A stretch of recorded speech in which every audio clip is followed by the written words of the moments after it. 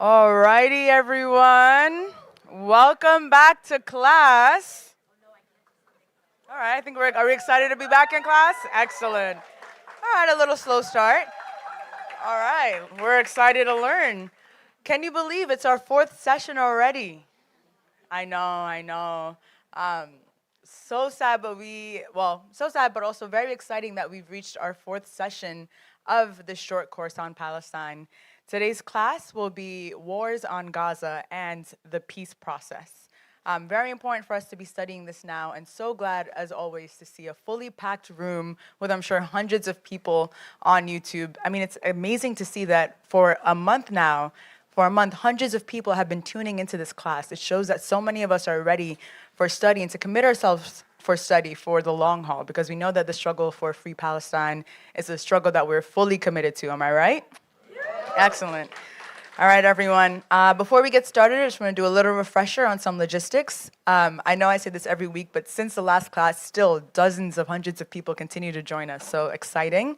This is your first class of this course, or first class in person. I want to do a little reminder. When we have time for Q&A at the end, please raise your hand and we'll have someone bring you the mic. This is so that we could hear your question clearly, because as you can see, it is a big room. If you need bathrooms or anything, they're right there and upstairs and downstairs. And as a reminder, please don't save any seats. We are trying to make sure everyone has a chance to sit and to see, but if you need an overflow room, there's one upstairs and one downstairs. And once again, if you're registered, you'll receive all access to all the course recordings, the reading materials, and if you don't know what I'm talking about and you don't have access to that, please find me and any other TPF staff person. So raise your hand and you could find any of us. All right, I know we're done with the logistics. Are we ready to get into it today? All right, please give a warm welcome for Rashid Khalidi.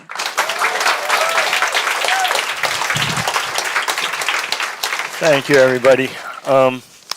It's wonderful to see so many of you here. Tuesday after Tuesday. Am I on? I believe I'm on. Well, it's not. Yeah. Not my fault. That's the tech people. Still a little loud, no? Better. Before we begin today's discussion, which is mainly going to be about the peace process, I decided I'm not going to talk about Gaza this week, leaving all of that till next week. Before we begin discussing the so-called peace process, which is obviously utterly misnamed, I have a bit of news for you. As you know, if you have been following this course either in person or online on YouTube from the beginning, thanks to the generosity of the publishers of the textbooks for this course, all the money from text purchased for the course here at the People's Forum go to a 501c3 called ISNED that pays the salaries of faculty and covers the tuition of students at Gaza universities, the three main universities in Gaza, at all of which students are studying even as we speak during bombardments and now when there are somewhat less bombardments. As you also know, if you've been here, in addition, on the People's Forum website and on the course page, there's a place where you can donate to ISNED. Last week, I was told by the ISNED people and by Leanne and the comrades here at People's Forum that donations and sales so far have totaled $77,000. Yeah, that's something to applaud. That means a lot of students have their tuition covered, and a lot of faculty are able to feed their families. I sincerely hope that some more of you will donate so that we can end up with a much, much larger figure than 77,000. If you have any capacity, please donate to the limit of that capacity. This is helping to rebuild Gaza. This is not humanitarian aid. This is building up the backbone of the Palestinian people who've suffered so much in Gaza by giving them something to cling to and something that will improve their lives and something that, we take for granted. Expensive and difficult though education is here, imagine how much more difficult it is in Gaza. The Palestinian Education Ministry has just issued the numbers of students killed during this war. This would be school students, high school students, and university students. 19,000 students have been killed in Gaza and the West Bank, many hundreds of them. Almost 300 were arrested in the West Bank. I could give you more figures, but you get the idea. So education is really important for those who have survived. Okay, tonight I hope to cover 4 main topics. It's been 4 topics for several weeks, right? Yeah, 4 topics. The first is the American role regarding the so-called peace process as far as the Palestinians are concerned. I'm not going to talk about American peacemaking with Egypt or Jordan or other countries, though it's an interesting topic. It doesn't relate to our main topic, which is the history of Palestine. So that's the first thing I want to talk about. The second thing I want to talk about is the myth of American subordination to Israel.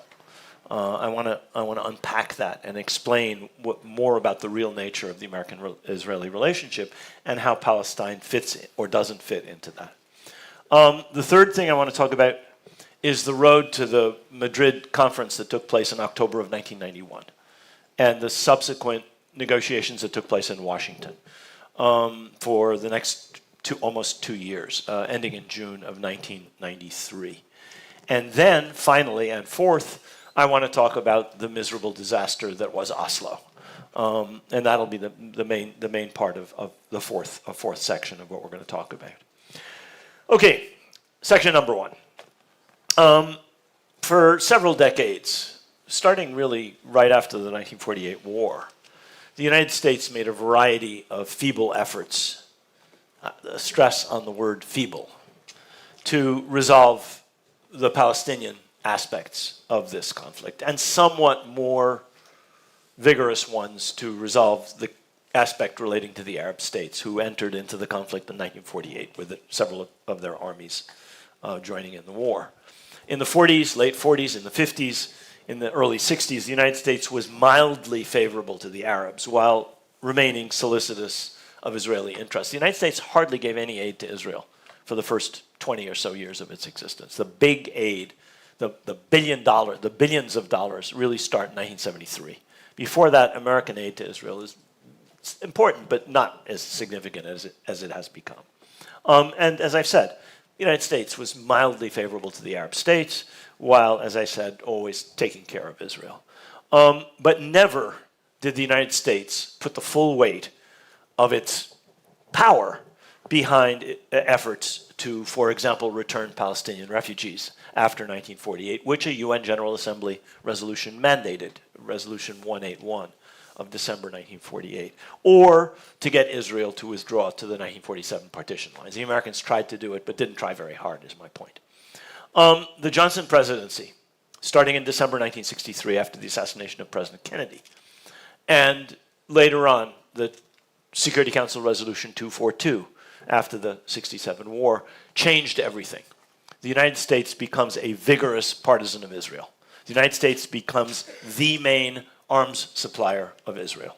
The United States begins to give Israel aid, and that really shoots up in the 1970s. And American military aid rises into the billions annually. Israel is the largest recipient on earth of American aid since its foundation. No country has received more money from the United States than Israel. And this really, it goes on steroids with the Johnson presidency, starting in the mid-60s. Now, something changes with the war of attrition, which I've already talked about, and with the 1973 war, which I've already talked about. In both of these cases, Arab countries took the initiative, backed by the Soviet Union, which was arming Syria and arming Egypt, backed by Saudi Arabia, which was financing these arms purchases. From the moment the 67 war broke out, Abdel Nasser was obliged, and Egypt were obliged, to end their support for the Yemeni Republicans, who were fighting against the Yemeni royalists. And basically, Abdel Nasser had to go on his knees to King Faisal and say, end of war, if you win in Yemen, there's nothing I can do about it, I need your support. And so from that point on, a lot of things change in the Arab world. Egypt is the leader of the Arab world. Some people would say from the 30s onwards, certainly from the 52 revolution until 1967. But from 1967, from behind the scenes, in a much less visible way, Saudi Arabia becomes the dominant force in inter-Arab politics. And Saudi Arabia puts its weight behind the Egyptian and Syrian objective of liberating their occupied territories, liberating the occupied Sinai Peninsula, liberating the occupied Golan Heights. They also say they're in favor of liberating the occupied West Bank and Gaza Strip, but they actually back the Syrians and back Egypt. This, together with Soviet support, the Soviet Union replaces the entire Egyptian arsenal that had been destroyed in 1967 and upgraded it. Upgraded it in ways that I talked about when I talked about the war of attrition from 1968 to 1970. If you didn't hear that lecture, go back and listen to it. And even more so during the 1973 war, when the Soviet Union again provided enormous assistance, military assistance to Egypt, enabling the Egyptian army to cross the Suez Canal. And all of this backed by Saudi Arabia. Saudi Arabia is paying for Soviet weapons. Think about that. I mean, it's a little hard to get your head around. But that was the genesis of the change. This forced a change on American policy. The United States had supported the Israelis carte blanche from 1973 right up to the early 1970s. But the war of attrition forces a change in calculations. The Soviet influence, the increase in Soviet influence in the Middle East, is seen as an enormous danger in Washington. The Arab countries, all of them getting closer together, is seen as enormously dangerous in Washington. Something has to be done about this. And the Rogers Plan, which brings the war of attrition to an end, is the way in which this is stopped. The Americans are really worried, and the Soviet Union is also worried, that this escalation between their proxies could lead to a conflict between them. And this at a time when these powers were engaged in the Cold War, and there was a danger of war. And that was almost realized in 1973, when Kissinger purposely allowed the Israeli army to cross the Suez Canal, cut behind the Egyptian army that had taken its positions on the east bank of the canal, and threatened Cairo. There's a wonderful moment where Kissinger tells the Israelis, I'm going to be on a plane for 18 hours and, you can't reach me, and so if something happens, that's okay with me. What happens is the Soviet Union gets really alarmed. Israel is in a position to attack Cairo. There's literally one division between Ariel Sharon's armor on the west bank of the canal and Cairo. And so the Soviet Union, I talked about this when I talked about the 73 war. The Soviet Union mobilizes troops, mobilizes its nuclear arsenal, and the United States does the same thing. At this point, the Americans realize we cannot allow the Israelis to call the tune. They had already done this with the Rogers Plan. The Rogers Plan ended up in a situation favorable to Egypt. The Americans didn't care. The Israelis were yelling and screaming, and they said, shut up. This is more important than you. This is American Soviet. This is the big boys. We don't care if you don't like it. It doesn't matter to us. You are not important. A conflict with the Soviet Union is much more important. Dealing with Egypt and Saudi Arabia is much more important. Sorry, guys. And they barely apologized. I'm saying they didn't apologize. They were totally unapologetic. Kissinger did the same kind of thing, starting in 73, with his negotiations with Syria and Egypt. Again and again and again, literally 3 agreements. Sinai 1, Golan 1, Sinai 2, from 73 to 75. The United States forces concessions on Israel. Why? Because the conflict with the Soviet Union has become too dangerous, A. B, because they finally realize, it finally penetrates the thick skulls of the officials in Washington that Sadat has been trying to make separate peace with Israel since 1970. And Kissinger and Nixon completely turned them down. Rogers would go running back to Washington and say, he's ready to make peace with Israel. He'll do a separate peace. He'll abandon his Arab allies. He doesn't care. He wants to come into the American column. He doesn't want to stay with the Soviets. You are obliging him to do so. And in fact, they obliged him to go to war in 73. They finally figured this out. Kissinger finally figures this out after the 73 war. This changes everything. The United States starts pushing Israel around in a way that is far more extensive than what happened in 48 when they stopped them from invading Egypt, than was the case in 57 when they kicked them out of Sinai, 56, 57, or that was the case at the end of the war of attrition.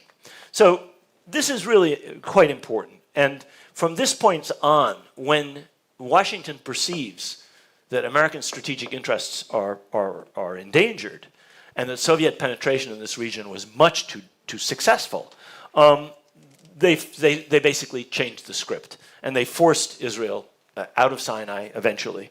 And at the same time, I would argue, won the Cold War in the Middle East. I have a book called Sowing Crisis about the American-Soviet rivalry in the Middle East during the Cold War. And this was an enormous victory for the United States in the Cold War. The most important Arab country, at least in terms of population, size, military capacity, had moved from the Soviet column to the American column as a result of what Kissinger was doing and later what President Carter did at Camp David. There are a bunch of other things that I want to stress here. One of them is, while the United States was extremely solicitous of Egypt and Saudi Arabia, and somewhat solicitous of Syria, i.e. they paid some attention to their concern, they paid no attention, at least no positive attention, to the Palestinians. There was no effort to liberate occupied Palestinian territories at a time when Kissinger was pushing Israel out of occupied Egyptian territory, pushing Israel out of a little bit of occupied Syrian territory. This is very important. This is, and the difference between these things shows that where vital American interests are concerned, the United States doesn't give a hoot in hell about Israel or its concerns. It will walk right over them. It did it again and again and again and again. I have a few more examples if you want. Whereas, where Palestine is concerned, that's simply not been the case at almost any point in the entire history of the American engagement with this issue. And I wanted to stress that because I think that's really important to understanding how the United States relates to the peace process. The peace process, insofar as it relates to major Arab countries, is something that they pay serious attention to. The so-called peace process, which is just a process with no peace, as far as the Palestinians are concerned, is not a matter of high national interest, at least as far as most people in Washington are concerned.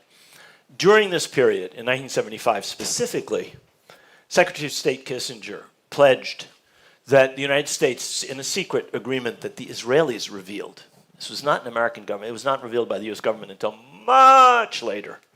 It was on the website of the Israeli Ministry of Foreign Affairs a decade before the United States admitted its existence. A secret agreement with Israel whereby the United States would not talk to the PLO unless the PLO met a whole series of conditions that at that stage the PLO was not willing to meet.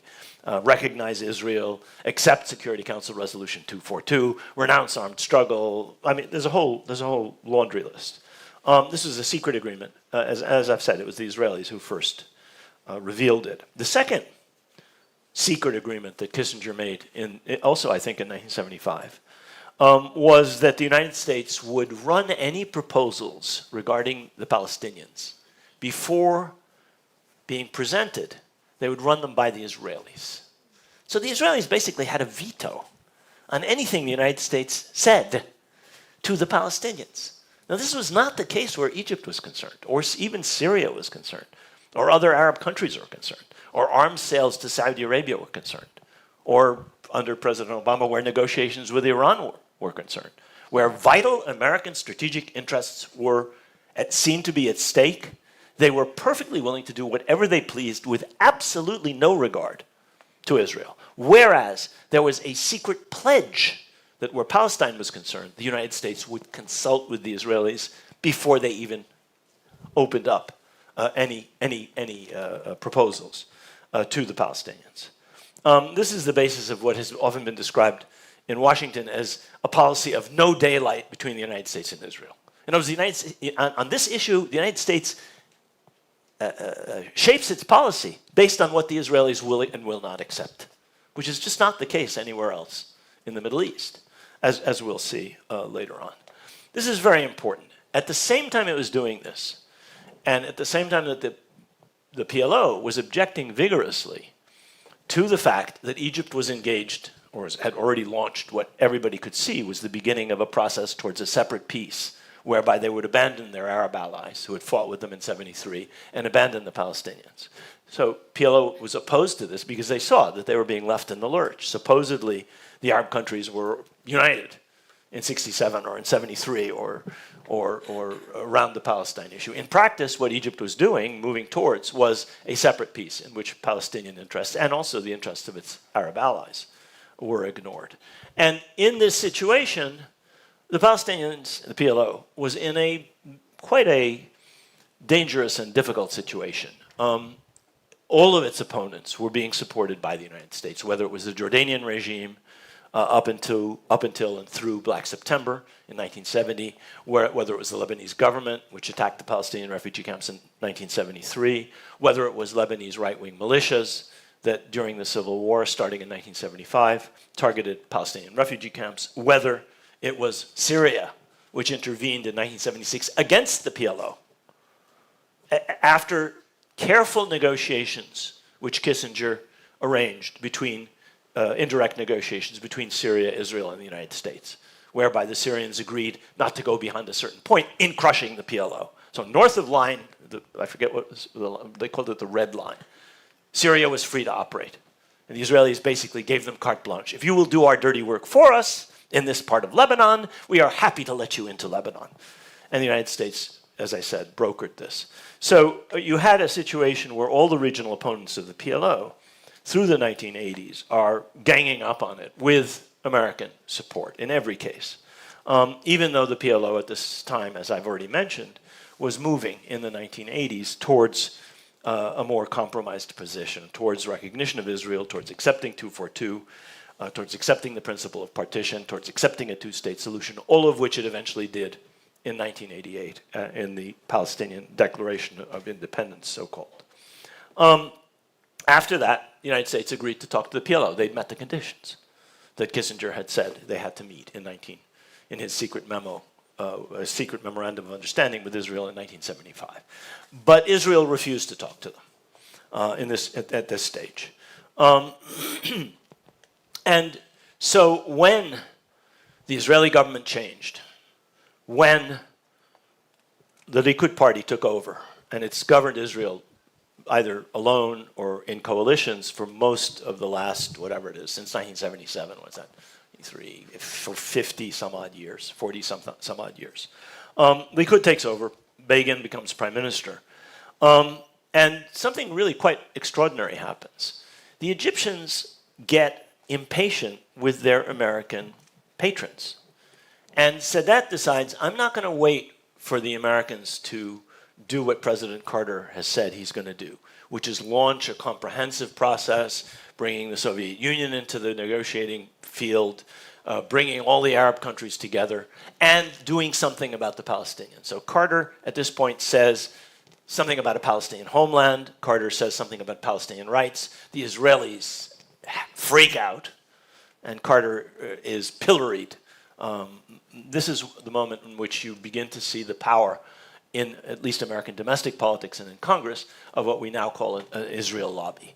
And Sadat is not amused.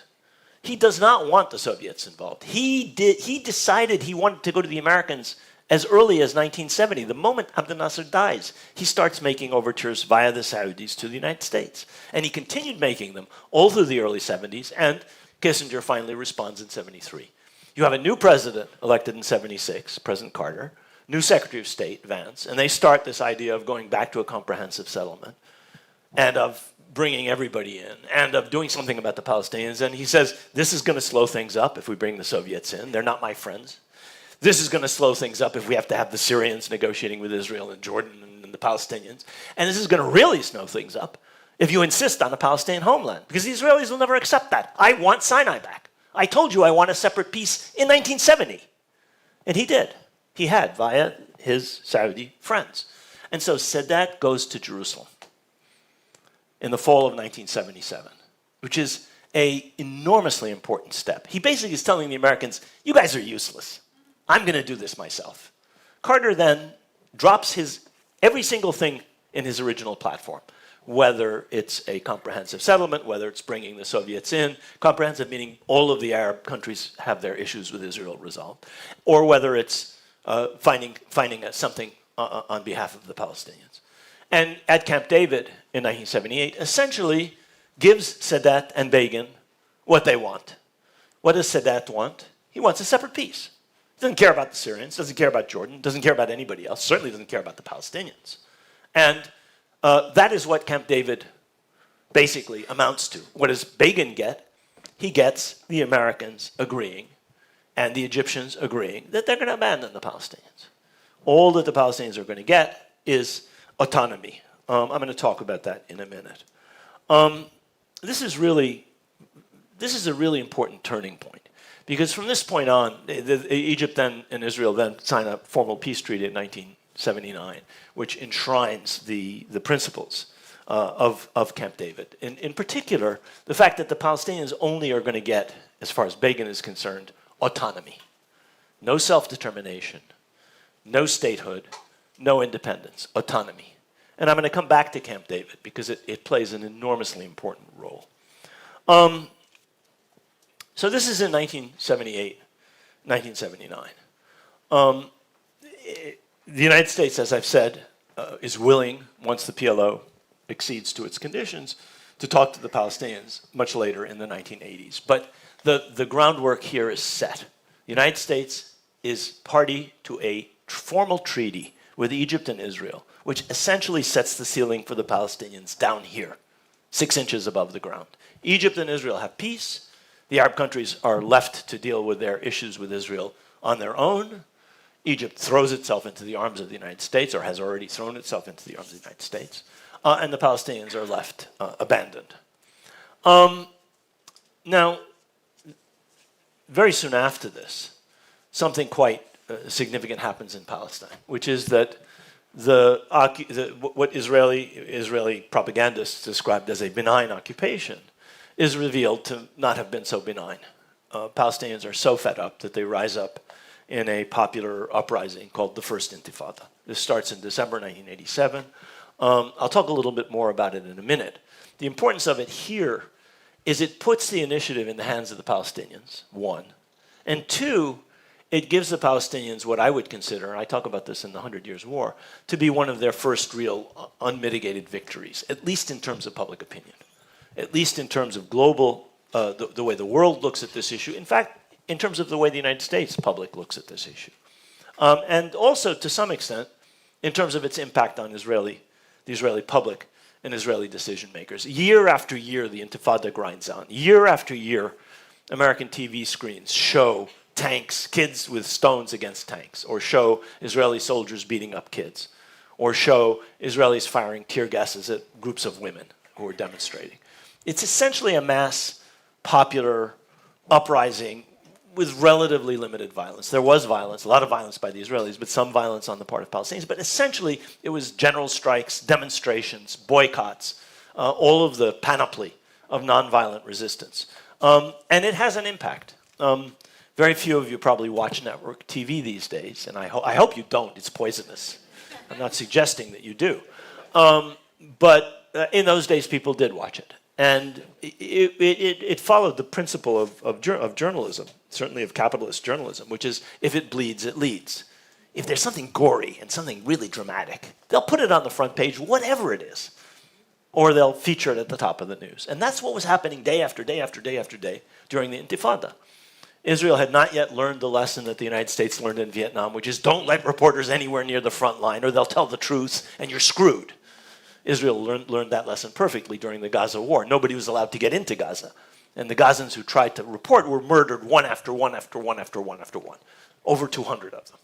Journalists and people reporting in lieu of journalists, murdered systematically. They know where everybody is. They're using technology to control cell phones. They're listening in. They hear somebody talking to AP or Reuters or UPI, a drone will kill them. And that's what happened systematically. They learned the lesson that they hadn't learned during the first Intifada. So you had Western reporters running around the West Bank and the Gaza Strip and East Jerusalem reporting what was happening. I mean, they weren't biased. They were simply saying, here, I have my camera on what's happening. And everybody who wasn't blind could see what was happening. This is a terrible public relations defeat for Israel. And it actually had an impact inside Israel. The best book on the American-Israeli relationship, in my opinion, is a book by a woman called Amy Kaplan, who used to teach at Penn. She's unfortunately passed away. It's entitled Our American Israel, and it's in your syllabus if you're interested. I haven't given you the whole book or sections of the book. You'd have to go out and buy it. I'm sorry about that.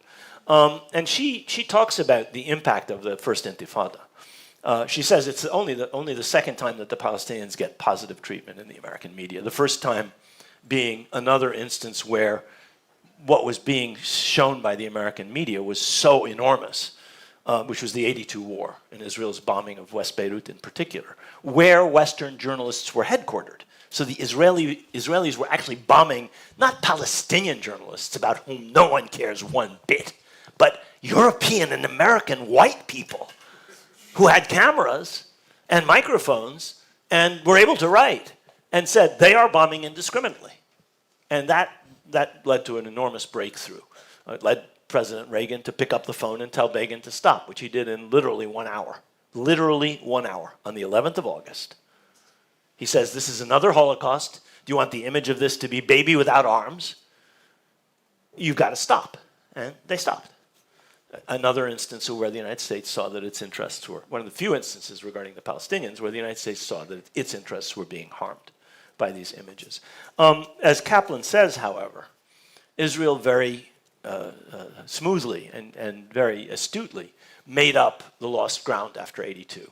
And later on, they were to make up the lost ground after the Intifada, but it was much more difficult because it went on for years and years. The siege of Beirut lasted from the end of June to the middle of August. It wasn't that long. The Intifada continued into 1991. Now, the PLO leadership, dominated by Fatah, had been moving towards accepting American conditions and thereby joining the US-managed negotiating process for many years. I talked about this the other day. The Intifada gave them a powerful impetus and strengthened their position. As I've said, it was mass-based. They had nothing to do with it starting. Like the 36-39 revolt, the leadership had not a clue what was going on. 36-39 was started by the people, started by peasants and poor people in the suburbs of Haifa and Jaffa, the 36-39 revolt. This uprising was started by students, teachers, workers, people in the cities and towns and countryside who just couldn't take it anymore. And they were the PLO leadership sitting at this point in Tunis, that had to leave Beirut, had no idea that this was going to happen. They had no control over it. They didn't start it, like the leadership in 36. Mass-based, spontaneous, popular uprising. But it reinforced their position significantly. And it also forced Israeli security managers, people like Yitzhak Rabin, who at that stage was a defense minister in a coalition government with Likud, to realize, after he had initially ordered the Israeli occupation forces to break bones and beat people up. He did that for a year or so, and he figured, not working. And he realized that it was necessary to change that status quo, which was untenable. So I would argue the Intifada was an enormously important element in the changes that then took place, starting in the 1990s, and that culminated in negotiations in Madrid, and then Washington, and then later on, a couple of years later on, the Oslo Accord. So that's the first thing that brings us to negotiations. The fact that the Palestinians take the initiative, really for the first time since the 1930s, and are successful in doing so, in forcing the Israelis to rethink what they're doing, in forcing the United States to rethink what it's doing, and in bringing this up again before the Arab public. Once again, it is important to stress that most of the Arab countries are not democracies. Public opinion is suppressed in most of these countries. There are very few where that's not the case, really a very few, a handful. But public opinion exists. And in cases like this, as has happened during the 2 years of this Gaza genocide, Arab public opinion is putting pressure from below in a way that's not immediately visible because you can't demonstrate. People are thrown in jail for operating in terms of Palestinian solidarity, but it exists. And that happens here. That happened here during the first Intifada. Arab governments started pushing the Americans. Yo, we do whatever you want. Would you please do something about these Israelis? We're being embarrassed in front of our public opinion, which we have secret police and torture and so on to control, but there's a limit to what we can do. For heaven's sakes, we have handed over our hearts and our souls and our wealth to the United States. At least do this for us. So the United States slowly began to realize that some of his interests might be slightly affected if they didn't do something. And I think that's one of the factors that brings us to what changes in the 1990s. A second thing takes place, and it has more importance a little later on than it had at the outset. And this was the founding in the same month as the Intifada began, in December of 1987, of Harakat al-Muqawama al-Islamiyya, the Islamic resistance movement, acronym Hamas. So they're founded at the same moment, almost literally, as the first Intifada begins, and in the same place, in Gaza. First Intifada begins in Gaza. Hamas is founded in Gaza. Now, Hamas grew out of the Muslim Brotherhood in Gaza. And the Muslim Brotherhood the Muslim Brotherhood in Gaza was more or less an extension, initially was more or less an extension of the much bigger and much more important Muslim Brotherhood in Egypt. That's where the Brotherhood started in the 1920s, where Hassan al-Banna started it. You don't need to know about the Muslim Brotherhood. You simply need to know that in Gaza, the Muslim Brotherhood grows out of what was a branch of the Egyptian Muslim Brotherhood.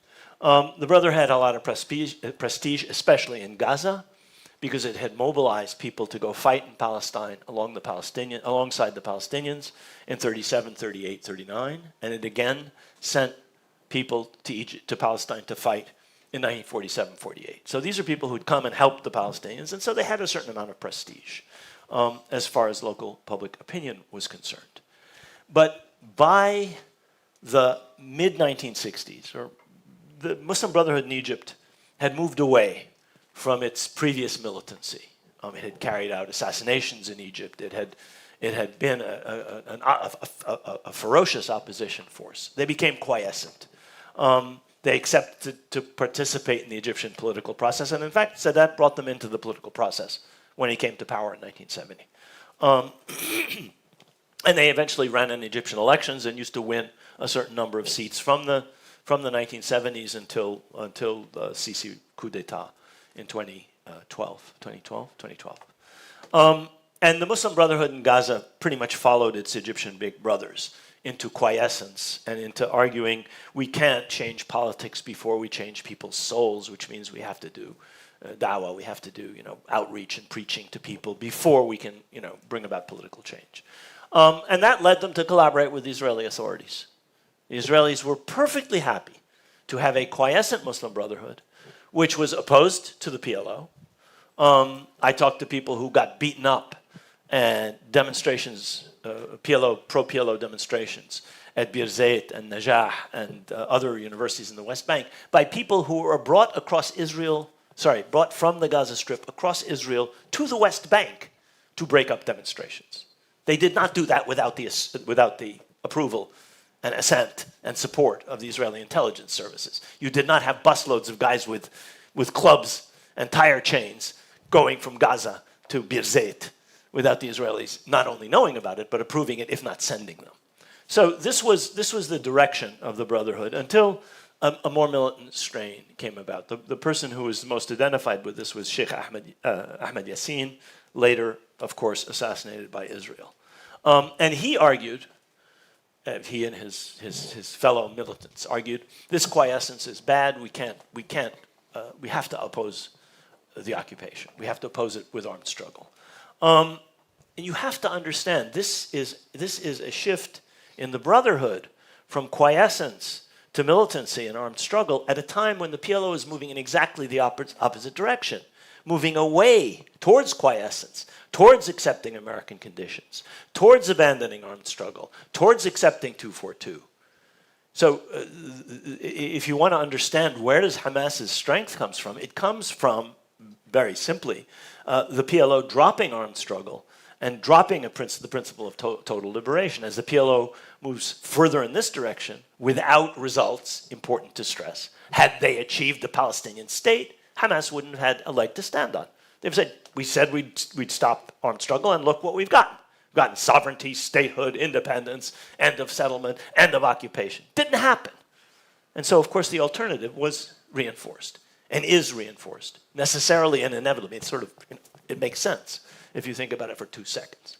So that's the second important thing that happens in this period, starting in December 87 and growing in strength over time. The third thing I've already touched on briefly, which was the disastrous decision by the PLO leadership to back Iraq during the 1990-1991 Kuwait invasion. Iraq invades Kuwait in the end of 1990. Every Arab country, with one exception or two exceptions, supports the United States in its effort to remove Iraqi forces from Kuwait. Arafat sides with Saddam. Vigorously opposed by other PLO leaders, the most important of whom is Abu Yed, who's the head of the intelligence service, and who had a deep base in Kuwait among the very large, very prosperous Palestinian community there, which was very supportive of the PLO. And he said, you're out of your mind. First of all, how can we support a country invading another country and occupying it when we're against occupation ourselves? And secondly, you're going to jeopardize a 250,000, 300,000 Palestinians who live there. And thirdly, these countries support us. We need their money. We need to be allowed to collect money from our own people in Saudi Arabia and the Gulf. And you're going to cut all of this off? They apparently had furious arguments, Arafat and Abu Yed. Abu Yed apparently had arguments with Saddam himself over this. And for his pains was assassinated, probably by an Iraqi agent, just before the American attack on Iraqi forces in Kuwait began in January of 1991. I'll come back to Abu Yed in a minute because he plays a role in something else.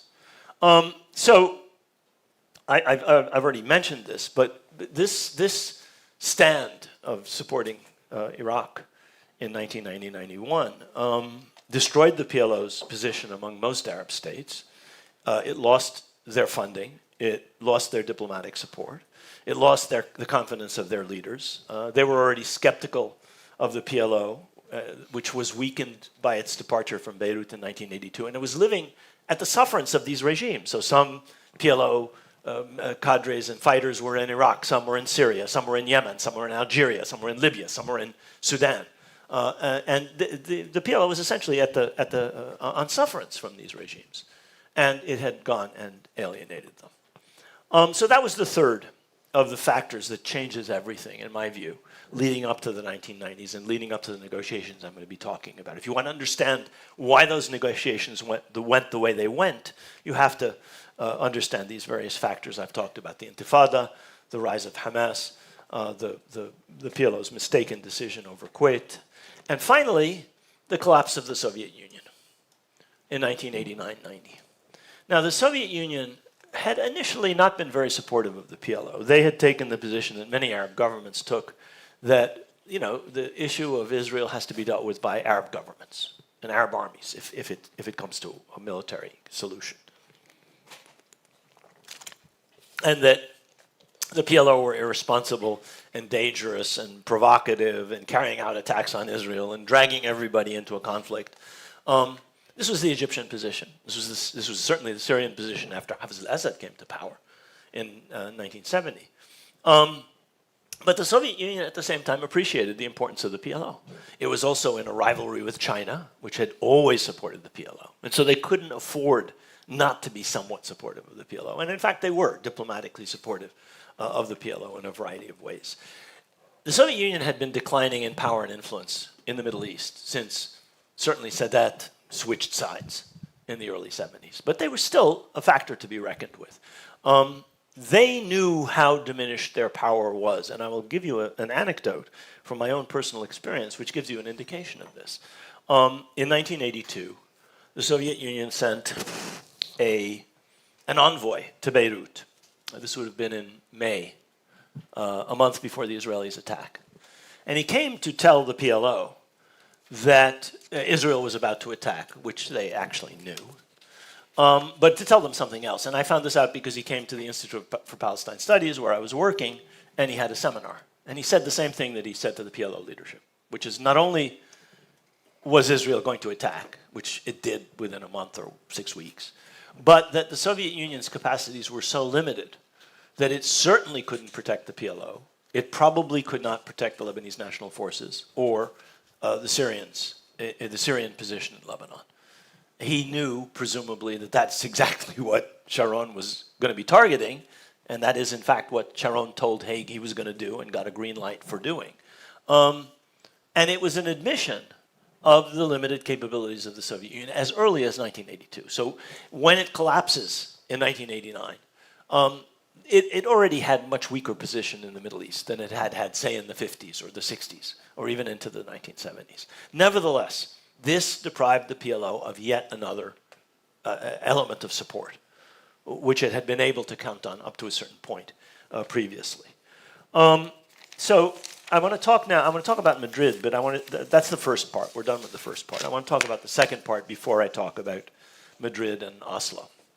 And this is the myth of American subservience to Israel. And I think I've already touched on elements of this, so I hope this is not going to be entirely new to you.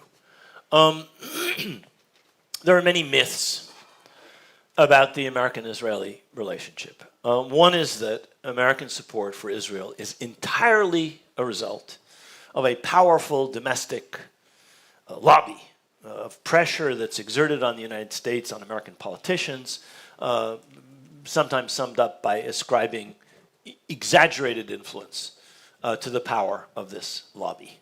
A related and even more extreme myth is that Israel controls American Middle East policy. Now, let me start by a disclaimer. Obviously, the lobby, by its influence in Congress and on the executive, is quite powerful. At least it was for a long period. And at certain junctures, even before it became powerful, it had an impact. I talked about 1947, what President Truman said, 1947, what President Truman said to American diplomats who came to tell him, please don't be so supportive of Zionism. He said, I have a lot of constituents who care about it. I don't have any Arabs who vote for me. It was certainly the case under President Johnson. He paid a lot of attention to people who were supportive of Israel. But the lobby, as we see it, as we know it, AIPAC and so forth, had almost nothing like the power it had in the 80s, 90s, in the last decade or two, back in the 50s, 60s, and even into the 70s. It grew enormously in influence. This is to say both AIPAC and allied groups that are focused on Israel and groups like Christians United for Israel, which is an enormously powerful evangelical organization. If you get off a plane at Ben Gurion Airport, every single jetway is plastered from the beginning, from the door of the plane until you get into Ben Gurion Airport Terminal with Christians United for Israel posters. Both sides of every jetway, and their ads are everywhere in English, and we don't see them the way we see AIPAC. AIPAC is visible and aggressive and throws its weight around. Christians United for Israel spends a lot of time and a lot of money in Israel, and spends a lot of time and a lot of money proselytizing for Israel among evangelical congregations here, and in very quietly lobbying Congress people, especially from red states, in support of Israel. And that's new. This didn't exist in the 60s. There was nothing like AIPAC in the 60s.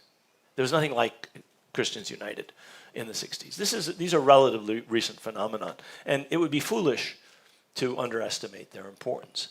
But, and this is what I want to talk about, what has played at least as important a role, I would in fact argue a more important role, in defining American policy in the Middle East has been strategic and economic interests.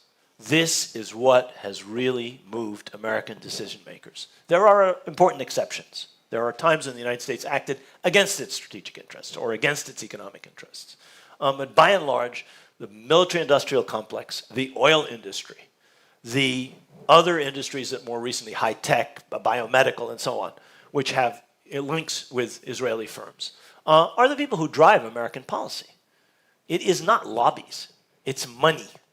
It's in some cases the money and the jobs that are involved in the defense industry, for example, or that are involved in biomedical or whatever industry it may be. And these people will say, not because they necessarily love Israel, but because our profits depend on selling X number of F-35s, which are several $100 million airplanes, to Israel. It's one of our biggest customers. Or our profits depend on, and you just list whatever it is, and the jobs that go with that in the defense factories or in the oil industry or in biomedical, whatever it may be, are further arguments. And so in many cases you have unions who will argue, we cannot stop sending arms to Israel. We'd lose our jobs at McDonnell Douglas or whatever company it may be. I think that these are actually the drivers, not just of policy vis-a-vis Israel, but of American Middle East policy generally. And I don't think that's even new. Irene Genzier wrote a wonderful book about how, as early as 1948, the Pentagon and the oil lobby decided that Israel was probably in their interest.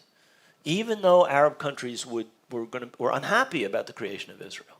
There were ways in which the creation of Israel was in their interest as oil companies, as the Pentagon, and what President Eisenhower in his great farewell speech called the military-industrial complex. You should read that speech, by the way. It's one of the great speeches by an American president. He warned us about everything that's happening now. Anyway, another subject. This is not a course in American history. I think that what we're seeing as overriding American economic and strategic interests dictated American policy and led the United States to order Israel to do as it was told. I can give you example after example after example. Some of them I've already talked about. In 1948, Israel was on the point of invading Egypt after it defeated the Egyptian army in the Sinai. The Americans stopped them. In 1956, they halted the Suez War and forced Israel to give up its conquests, the Gaza Strip and the Sinai Peninsula. You should read the things that Ben-Gurion was saying after they conquered Sinai. He was talking about, we've created a new empire. We're going to be behind the banks of the Suez Canal. We've won. It's over, blah, blah, blah. They forced him to eat his words. Eisenhower and Dulles forced him to eat its words. JFK vigorously opposed the idea of Israel getting a nuclear weapon. They fooled him. He didn't succeed. He was assassinated eventually. But he knew that this was a bad idea, and he tried to stop it. He failed, as I've said. I talked about the Rogers Plan, again, forcing a standstill ceasefire in a situation advantageous to Egypt. The Israelis were furious, and Rogers didn't care, nor did President Nixon. I've talked about Kissinger and the disengagement agreements. I've talked about Carter and Camp David, and it's true. At Camp David, Begin got what he mainly wanted, which is pretty much a free hand in the occupied territories, a guarantee that there would never be Palestinian statehood or sovereignty, a guarantee that the ceiling for the Palestinians would be something he described as autonomy. But he gave up something, was forced to give up something, which is the rest of Sinai. And he didn't want to do that. He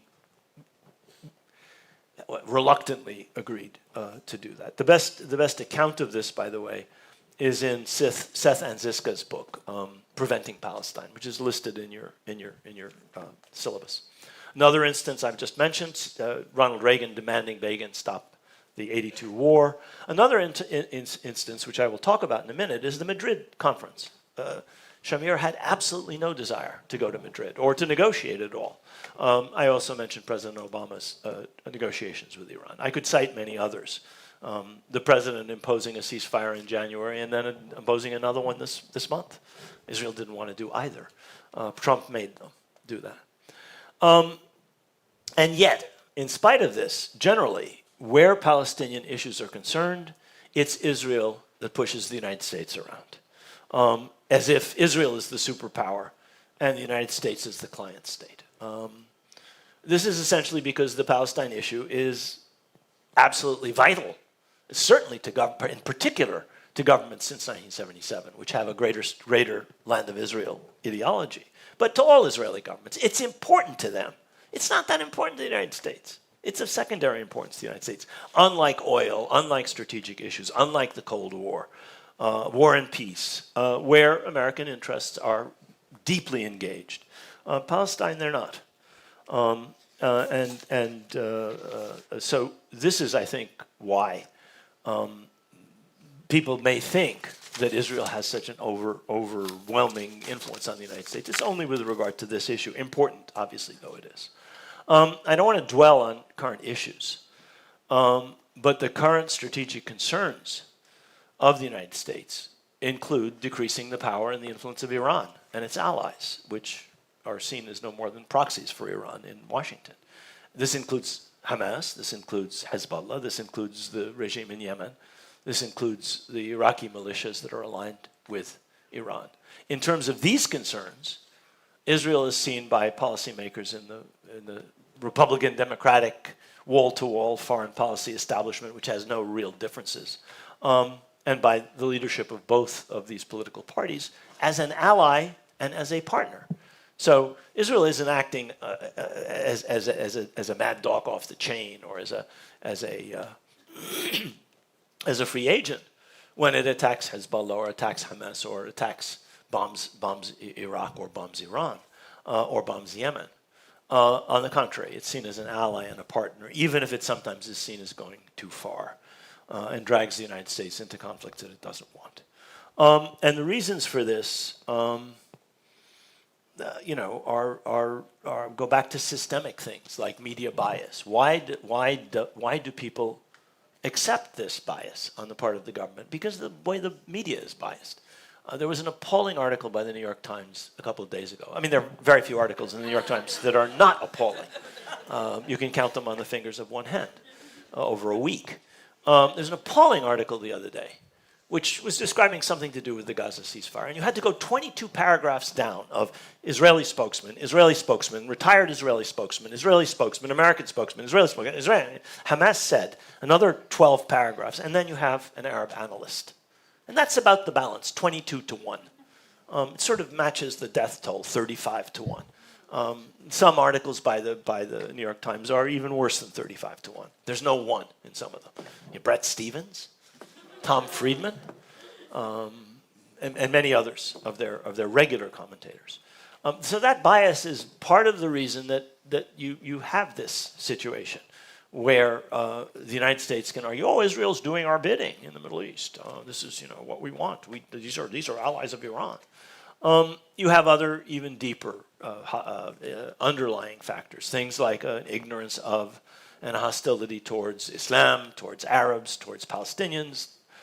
These are sentiments that go back in Western culture quite a ways, in terms of Islam certainly, back to the Crusades, back to much earlier in some cases. And these are fanned by Israel's unending conflicts with its environment, which are framed in terms of the West against these barbarians. That's the way Herzl saw it. That's the way most Western commentators seem to see it. And Israel's supporters and the people who do sophisticated propaganda for Israel do a great job of framing things in terms of primitive barbarism or Muslim bigotry or anti-Semitism as the problem, rather than resistance to occupation and dispossession and aggression, which is the basic motivation for a lot of what's happening. Okay, I'm finished with number 2, which is the fact that I don't think the United States is pulled around by the nose by Israel, quite the contrary. Number 3. I want to talk about the road to Madrid and the negotiations that took place between the Madrid conference of October 1991 and the summer of 1993, when the Washington negotiations ended. And I know about some of this stuff because I was personally involved. I was at Madrid. I was involved in all 10 of the rounds of Palestinian-Israeli negotiations. So, and I've written a book about it if you're interested. I think it's out there. It's not a textbook, but it's out there. It's called Brokers of Deceit. You can tell the basic line of argument just from the title. And I'll talk about it a little more in a minute. So how does this come about? How does Madrid come about? And I've already laid out the 4 major factors, and I'm going to go back over them and add a couple. It comes about because the Soviet Union is in the process of collapsing. In fact, the Soviet Union is one of the inviting powers to the Madrid conference, and by the time the bilateral negotiations end in 93, the Soviet Union doesn't even exist anymore. The Cold War is over. This is the beginning of an era of unchallenged American hegemony. The United States has just put together an enormous coalition which has booted the Iraqi army in a matter of days out of Kuwait. And it's a huge alliance which was again, ratified by a UN Security Council resolution, which the Soviet Union didn't oppose. And this is an era when it looked like not only was the Cold War over, but this was an era in which capitalism and liberalism and democracy were going to flourish, and all would be for the best and the best of all possible worlds. You had that fatuous prediction by Fukuyama about the end of history. Every conflict is over. We're good. Now, Bush and Baker, to their credit, I don't want to admit to a soft spot for James Baker. He was a very hard man. It's very hard to like George H.W. Bush, the father. the former senator, the former vice president, and so on. But I think that they saw an opportunity for a new, what they called, in fact, in a speech, President Bush called it a new world order. This included the end of hostility to Russia. Russia was seen as newly democratic. It was seen as moving towards capitalism.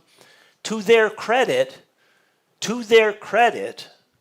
Bush and Baker said to the Soviet Union as it changed into the Russian Federation that this would take place in a manner which didn't threaten Russia, this shift to the post-Cold War era, that NATO would not be expanded eastwards. This was a pledge by the United States government to the then Russian government under Gorbachev.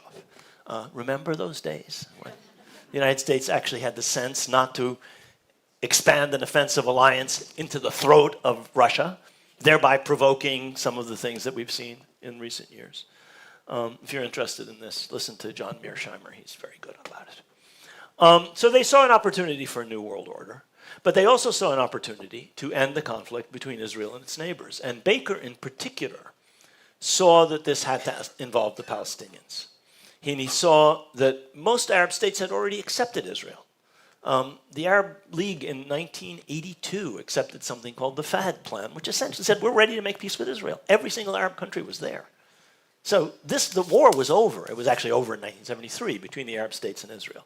But the peace was at hand if somebody just had the energy to bring it about. And to their credit, Bush and Baker saw that that was a possibility. And this was the genesis of the meeting that took place at Madrid in 1991. Started with a big multilateral meeting, a la the idea that Carter and Vance had put forward back in '77, and then broke up into bilaterals with Israel, which was Israel's preference, where Israel would negotiate separately with Syria, separately with Lebanon, separately with Jordan, and separately with the Palestinians. One of the important things here is that the terms for this were, in many cases, negotiated directly by Baker himself, i.e., he would go to Israel and argue with Shamir about this. Shamir, under no circumstances, wanted a comprehensive resolution. Shamir, under no circumstances, wanted a Madrid meeting. Shamir, absolutely under no circumstances, wanted to negotiate about any issue relating to the Palestinians and didn't want to negotiate with the Palestinians. He refused. And Baker himself was going and coming and going and coming, dealing with Shamir, but also with the Palestinians, talking to Faisal Husseini, talking to Hanan Ashrawi, talking to other Palestinian leaders in the occupied territories. And again, the background to this is this American victory in Iraq. It seemed to establish the position of the United States in the Middle East more firmly. And remember, the United States wouldn't let Israel respond when Iraqi missiles were fired at Israel. It kept Israel out of the coalition that removed Iraqi forces from Kuwait. The United States didn't invade Iraq after Iraqi forces were driven out of Kuwait. In every case, wise actions by Bush and Baker, because they realized if you bring the Israelis in, the other Arab countries are not going to want to join the coalition. And Syria sent several divisions, Egypt sent several divisions. It was a huge force that forced the Iraqis out, including many, many Arab countries. And in addition, after defeating Iraq, they did not occupy Iraq. Would that later Bushes were as wise as Bush Sr. So, as I've said, the government of Shamir, who, like Begin, he was Begin's successor, was a man of violence in his past. He carried out all kinds of horrific terrorist attacks on Palestinians in 47, 48. And he didn't believe the Palestinians had any rights in Palestine at all. And he was dead set, as I've said, against a conference or any negotiations. And Baker had already clashed with Shamir over the issue of settlements. He basically, the Bush administration halted what were called loan guarantees to Israel over the issue of settlements. He said, we're not going to give you loans that we promised because we think your settlements are an obstacle to peace. And Shamir, went berserk. And the Americans said, we don't care. If you have a problem, here's my phone number, he said publicly. Here's the switchboard of the White House if you have a problem with this. So after a lot of pushing and pulling, Baker finally forced Shamir to accept a peace conference, so-called, in Madrid, and included the Palestinians. But because of Shamir's insistence, and this shows how important this part of it is to the Israelis, there would not be a separate Palestinian delegation. The Palestinians could only participate as part of a Jordanian Palestinian delegation. When the Shamir government fell in 1992, that was changed, and it became a Palestinian-Israeli direct bilateral negotiation, and the Jordanians negotiated separately. But at the outset, Shamir dug in his heels on this, and Baker was not able to prevail. But there was an enormous cost to the Palestinians, and the conditions for Palestinian participation were demeaning. There was to be nobody from the PLO, even though the United States was talking to the PLO at this stage.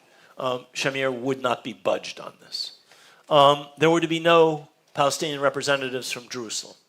Shamir would not budge on this. Jerusalem is sovereign Israeli territory. It's been annexed by Israel. We don't accept that the Palestinians from Jerusalem can be part of a Palestinian delegation. And there could be no Palestinians from the diaspora. Only Palestinians from the West Bank and the Gaza Strip could represent the Palestinians as part of a Jordanian-Palestinian delegation. And the Palestinians were forced to accept this. In fact, what the PLO decided, the PLO appointed the delegation, but they all had to be vetted by the Israelis.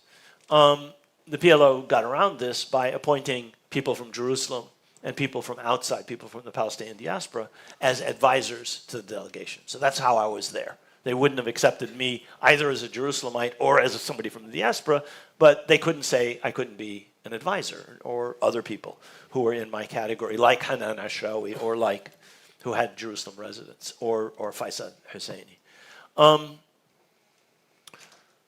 The PLO, of course, was on top of everything, and what they did was say, okay, we won't be there at the negotiations, but we'll be in a hotel next door, and we'll tell the delegates what to say. So they were there in spirit, if not in body. It's important to understand the degree to which, especially at the outset, Baker managed everything, to the point of deciding who would brief at what time. And he had spent, I would say, hundreds of hours talking to Faisal and some of the other Palestinian leaders, and talking to Hanan as part of the preparations for this. And he saw her potential as someone who could speak to an American audience. She studied in the United States. She was a professor of English literature.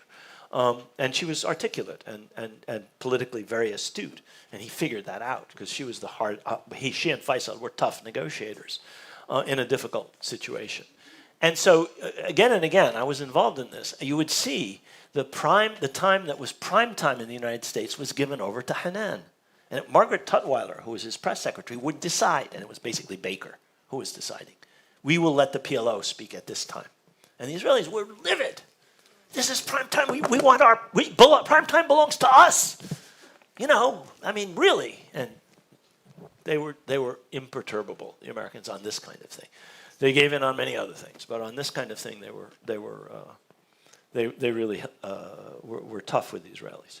More importantly than any of this was the fact that even though Baker had forced Shamir to accept Palestinian participation, the Israelis essentially got their way in terms of what was to be negotiated. There was to be no negotiation of anything relating to statehood or sovereignty. There was to be no negotiation of anything relating to borders. There was to be no negotiation of anything related to refugees, no negotiation of anything relating to Jerusalem, no negotiation of anything relating to water, no negotiation of anything relating to settlements. I haven't even finished. But these are all the important things. These are the only things really to be negotiated. And those things were deferred to permanent status negotiations, and I'll tell you about those in a moment. What ensured that these negotiations, and later on the ones in Oslo, which followed the same ground rules, would be a failure in terms of resolving anything, were these American-Israeli conditions that were imposed on the Palestinians alone. The Syrians, the Lebanese, and the Jordanians could go into the room and say, this is going to be what we want for a peace treaty. We want this land, you could take that, we won't. In other words, they could negotiate a peace. They could do a final negotiated resolution. And in fact, the Jordanians did, in 1994, achieve a peace treaty. The Syrians were this close to a peace treaty. They were not bound by anything like these restrictions, nor were the Lebanese for what it mattered. These conditions were imposed on the Palestinians alone. So while all of these guys in the bilaterals could negotiate peace treaties, the Palestinians were only allowed to talk about an interim autonomy agreement. Interim, the term in the invitation was interim self-government arrangements. Negotiations for interim self-government arrangements, the language of the letter of invitation and of the American assurances to the Palestinians. These negotiations were supposed to take 1 year.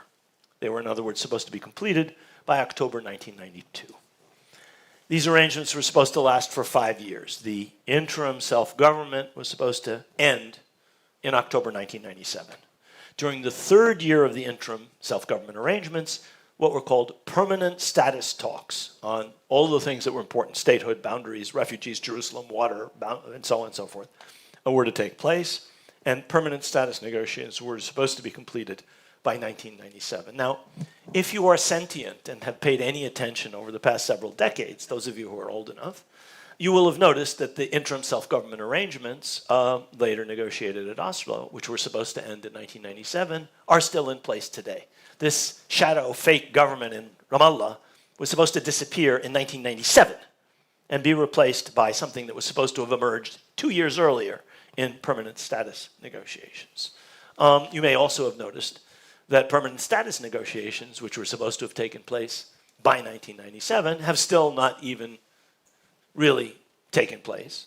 And none of the permanent status issues have been resolved 28 years after 1997. This phased negotiation process has proven to be a huge trap for the Palestinians.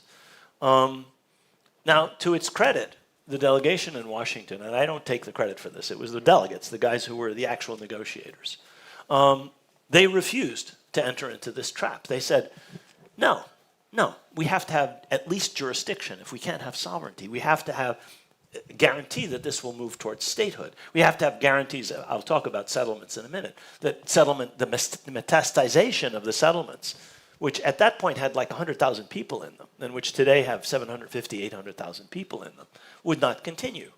But unfortunately, negotiations between this delegation and the Israelis stalled because the Israelis weren't going to give in on any of these things. And the negotiators, whom Arafat later sent to Oslo, walked right into the trap.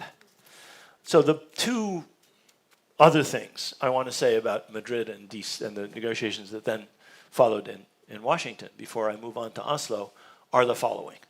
The first is that on top of these demeaning conditions, on top of the conditions about who could negotiate, and on top of the limitations on what you could negotiate, the U.S. was not even faithful to its own very flawed and limited commitments that it made in a side letter of assurances to the Palestinians in October of 1991, just before the conference started.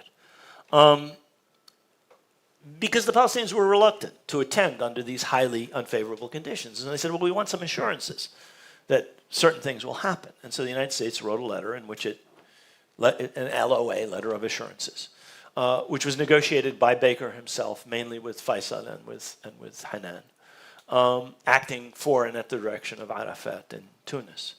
Faisal was at the time the head of Fatah in the West Bank and Jerusalem, highly respected, seen by Arafat actually as a dangerous competitor. Arafat was extraordinarily jealous of his colleagues, and he was jealous of Faisal. We were there in the room listening to ferocious arguments over the phone between Arafat and Faisal. So this letter was negotiated by them, again, with Arafat and other PLO leaders involved over the telephone. And they were able to get the Americans to say the following in their assurances. The most important of these assurances was that this thing would only last for 7 years.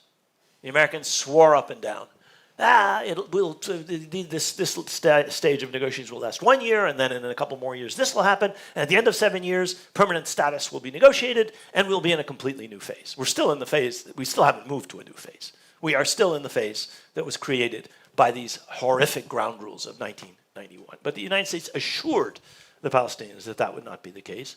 That assurance was worthless. They assured the Palestinians that nothing would be done in negotiations that would be prejudicial or precedential, I'm quoting, to the outcome of the negotiations. In other words, nothing that you're negotiating on would limit or prejudice or predetermine what would follow. And nothing should be done during the negotiations which would prejudice or be perceived as a precedent for what would follow. So that's the first thing. The second thing, the Americans said they would discourage, quote, acts that would make negotiations more difficult or would preempt their final outcome. In other words, the United States said, you can't eat the pizza you're supposed to be negotiating about. You can't be seizing land that supposedly, the status of which is supposed to be negotiated about. The United States finally stated that no party will take unilateral actions that seek to predetermine issues that can only be resolved through negotiations. I'll actually put this up. I didn't do this, I should have. I have the 3-page letter here of assurances. I'll put it up on the website with other documents tonight, or I'll have our colleagues here at People's Forum put it up. Like the American pledges back in '82 that no harm would be done to the civilians left behind when the PLO left Beirut, these pledges were never kept. The Israelis immediately started building walls and setting up checkpoints, even before the negotiations were supposed to be finished. In 92, 93, 94, they began this process. In those years, I was living in Jerusalem part of the time. In those years, you could go from where my cousin's car was parked in the parking lot of the Oqaf at the edge of the Haram al-Sharif. You could get in your car and go out of Bab Espat and down to Ramallah in about 20 minutes or 25 minutes, okay? It takes you, on a good day, with no traffic, at the middle of the night, maybe 3 hours, 2 hours. And in traffic, it can take you half a day or more through Khalidi or any one of the other horrific checkpoints. None of this existed at the time. I've already mentioned the settlements. There were settlements all over the place, but we're talking about tens of thousands. We're not talking about 750,000 settlers.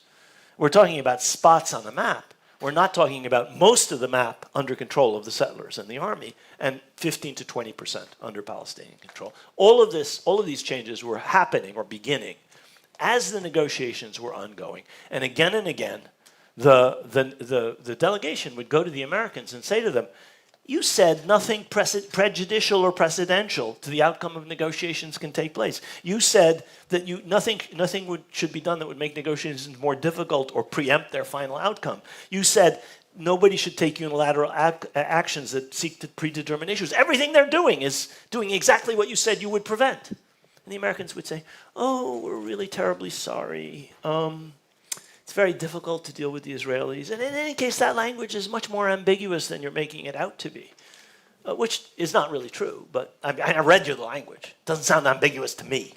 But this is what they kept saying. And it was particularly the issue of settlements that angered people in the delegation. They could see that this process was ongoing. How were you going to get a resolution of this even within 7 years if settlements were 2 or 3 times as expanded as they were when this process started? And then there were many other things that Israel was doing. But again, the Americans threw up their hands and made all these Weasley excuses. So that's the first point I want to make. The second point I want to make is to quote somebody I had to deal with in these negotiations, a man named Aaron David Miller. If you have the misfortune to watch MSNBC, he's on MSNBC every night almost. He must be a paid MSNBC consultant. Anyway, in the Washington Post in 2005, Miller basically blew the whistle on his colleagues, on the David Rosses and the Kurtzers and the Indicks and the others with whom he was working at the time. He said, I'm not a lawyer by training. This is an op-ed by Miller in the Post in 2005. I'm not a lawyer by training, but I know one when I see one. For far too long, many American officials involved in Arab-Israeli peacemaking, myself included, have acted as Israel's attorney, catering and coordinating with Israelis at the expense of successful peace negotiations. Now, if that's not a damning self-description, I don't know what is. And I have to give Miller that. Someone once, I want to talk about an example of this. And if you read the Wikipedia entry on Dennis Ross, you'll see a lot of this stuff. At one point in the negotiations, the two delegations were deadlocked over some issue. I can't actually remember what the issue was. And the Americans had up to this point said, you know, it's up to you to solve this, and we're just here as mediators and honest brokers. And blah, blah, blah. At one point, Dennis Ross said, okay, that's it. He was really the senior intermediary amongst the Americans. There was Dan Kurtzer, there were several others, but he was the top guy. He said, we are going to offer a bridging proposal. The United States is going to bring together the two sides, and we will offer a proposal that somehow brings these opposing points of view together. Now, we'd been negotiating this thing with the Israelis for I don't know how long, and we hadn't been able to resolve it. And we were very impatient to see the American bridging proposal. I mean, finally, the Americans are getting off their butts and are going to do something. And maybe, you know, whatever the issue was could be resolved. They come in with a proposal which was less forthcoming than the last proposal we had had from the Israelis. Dennis Ross was more Israeli than the Israelis. He was less forthcoming. He created a deeper chasm where he was supposed to be bridging things. And that perfectly summarizes what he and his colleagues were doing. I mean, as well as Miller's description of acting as Israel's attorney does. Someone once said of Dennis Ross, Ross's bad habit is pre-consultation with the Israelis. He runs everything by the Israelis. He didn't run this by the Israelis, or they would have said, no, we've already conceded some of these things. Anyway, given all of these, given these dishonest U.S. brokers, it's no wonder that this negotiation failed. In my view, the Palestinians put forward a position that, you know, might have led to something. They said, we want an interim self-governing authority with strictly limited a strictly limited time frame, but which would give this authority jurisdiction over the entirety of the occupied territories. And we were willing to negotiate to what degree that would apply to Jerusalem. But this would mean that the Gaza Strip and all the Israeli settlements in the Gaza Strip and the West Bank and all the Israeli settlements in the West Bank would come under Palestinian jurisdiction. Not sovereignty, not direct control, but jurisdiction. And that was like a wedge towards a guarantee that this would lead to sovereignty and statehood. Of course, the Israelis didn't accept it. The Americans didn't support it because they had already committed in 1978 at Camp David to nothing beyond the ceiling of autonomy. If you want, as I say, the real down low on this, read Seth Anziska's book, Preventing Palestine. It's one of the titles in your syllabus. Okay, we have maybe another 20 minutes, and I have another, yeah, we'll do this. I want to talk now, finally, fourthly, about Oslo. Okay, Oslo happens for several reasons. The talks in Washington are at a standstill in the summer. Arafat, having burned his bridges with the Arab regimes, felt he had to get out of Tunis. And if the delegation in Washington wouldn't get him out of Tunis, he would get himself out of Tunis and do it directly with the Israelis. Rabin, who came to power in 1992, won an election in 1992. And so Shamir was out. This very uncompromising government was out. And somebody who had already come to the conclusion in his capacity as Minister of Defense early on in the, during the Intifada that the status quo was completely untenable. Israel couldn't continue that way. He came to power. And he knew that Israel had to find a new formula. Finally, both sides were dissatisfied, both the new Israeli government and the PLO were dissatisfied with American mediation. Especially after Baker left the State Department in August of 1992. He left the State Department because George H.W. Bush's presidential campaign was failing. In fact, he lost that election. in '92 to Bill Clinton. And Baker had done almost everything in his career, but one of them had been to run Bush's successful first presidential campaign. He was a brilliant politician. He is still alive, Baker. He had been Secretary of the Treasurer. He'd been Chief of Staff at the White House. He knew everything. He knew the levers of power. He had a very long finger. His big hands, but he had enormous. And when he would wave the finger at you, you'd feel the power of the United States was being waved at you. And I can only imagine him as White House Chief of Staff, haranguing some recalcitrant senator, or as Secretary of the Treasurer, bullying the Federal Reserve, or whatever it was he was doing. I mean, we saw him in action as Secretary of State. He was formidable. He was, you didn't mess with that man. He's the one who won Bush Jr.'s election. He went to Florida. He rigged it. He fiddled it. I mean, he was a very, very competent politician, whether you liked him or you didn't like him. Anyway, he leaves the State Department to run this failing campaign. And from that point on, the cat's away and the mice are at play. So Dennis Ross and all these guys who, to some extent, were muzzled or were leashed or were under control, completely free to do whatever they want. And if you follow Ross's career since then, we see what he wanted. I mean, he's ended up being essentially a flak for Israel. And some of the others are not quite as bad. But again, I think to his credit, Miller tells us what they were. They were acting as attorneys for Israel. That's where their feeling was in this conflict. I think that the departure of Baker from the State Department, Clinton's victory, and in the United States, when you have a change of government and especially a change of party, everything changes in terms of personnel. All of the political appointees leave, and a new bunch come in. And remember, you'd had 3 successive Republican administrations, so an enormous degree of stability. Under Reagan 1, Reagan 2, Bush 1, you had 12 years in which the Republicans were in power, and in which pretty much the personnel changed very slowly, if at all. And it was a stable, I'm not praising it or denigrating it, I'm simply saying that administratively it was relatively stable. Suddenly, you had total upheaval. And people who had run things for 12 years are gone. And a guy who had been governor of a middle-sized state becomes the president. He has no experience at this level, none whatsoever. I mean, like President Truman, like a few presidents. He had been a local politician. Suddenly, he had to take over the national government. And so you had a chaotic interregnum. If you remember Trump's first term, the chaos at the very beginning, appointments and then people leaving and so on and so forth. It was worse at the beginning of Clinton.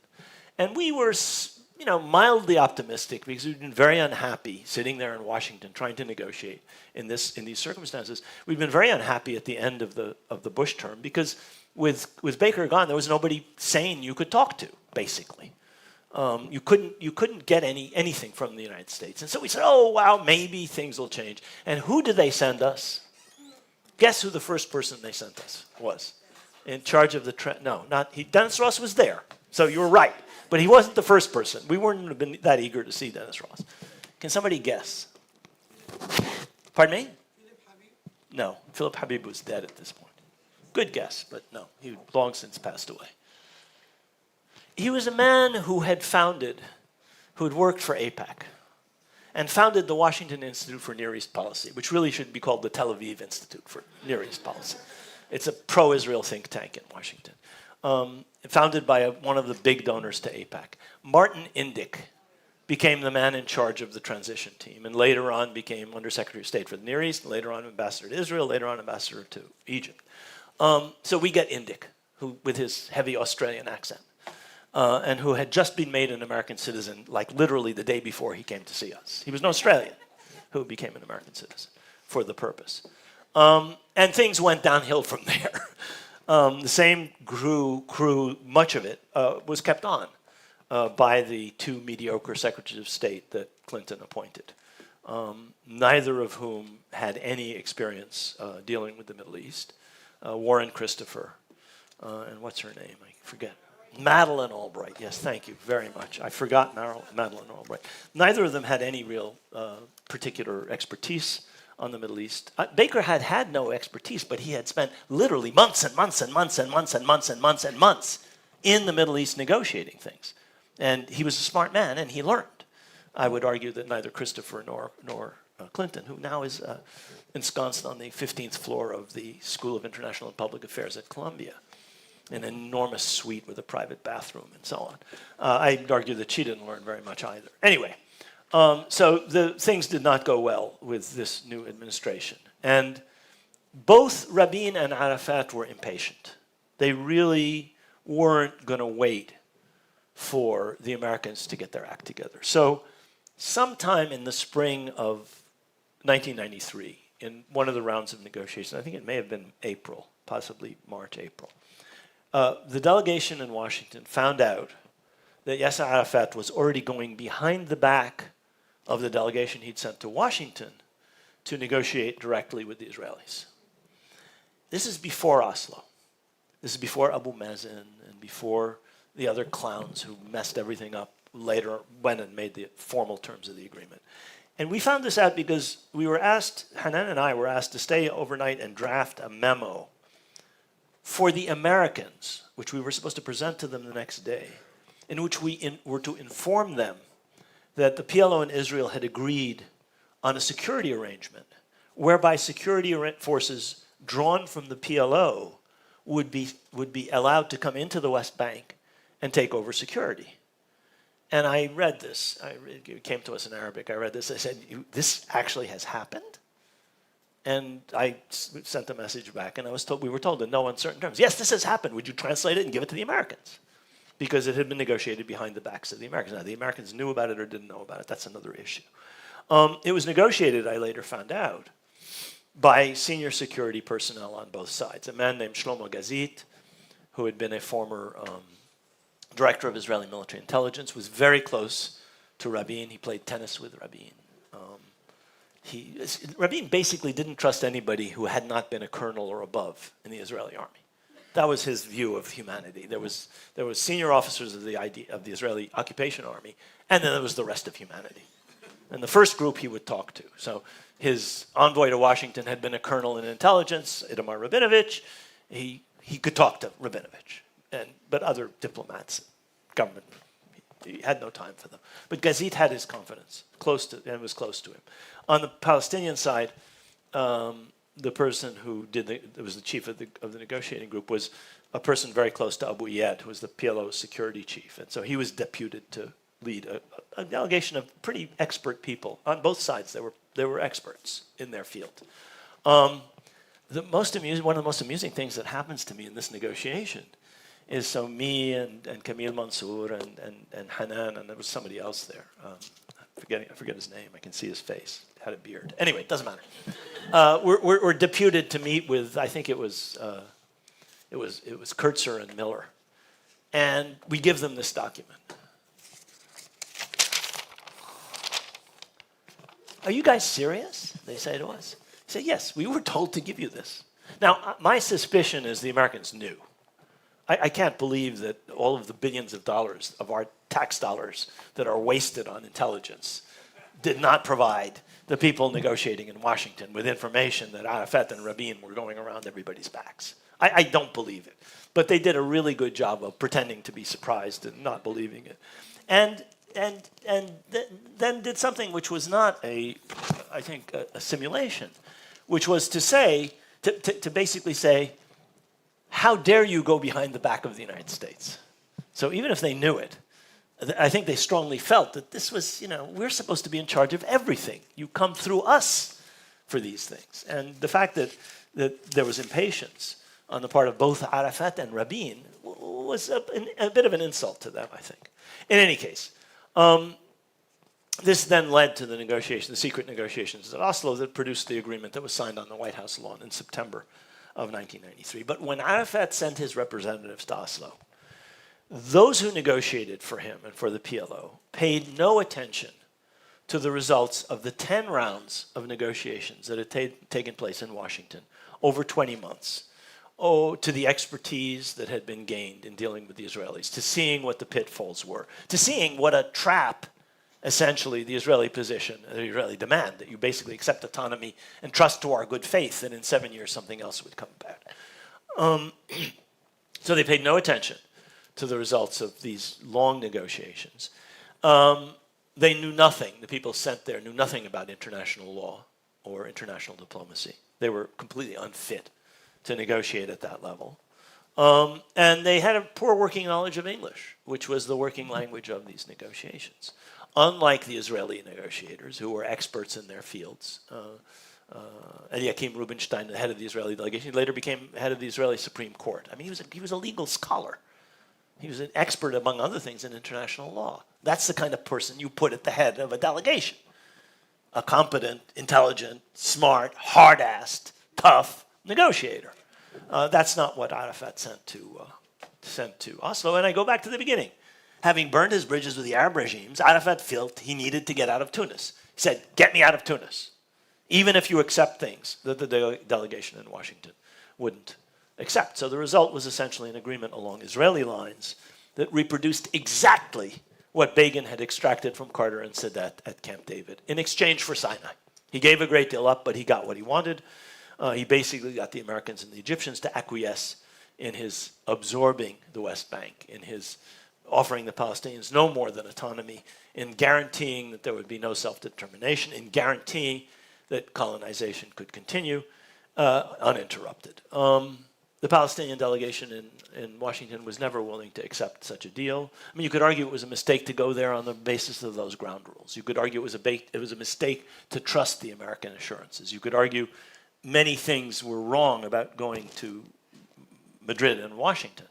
But at least the people who went there did not give in to these terms, which the people in Oslo unfortunately did.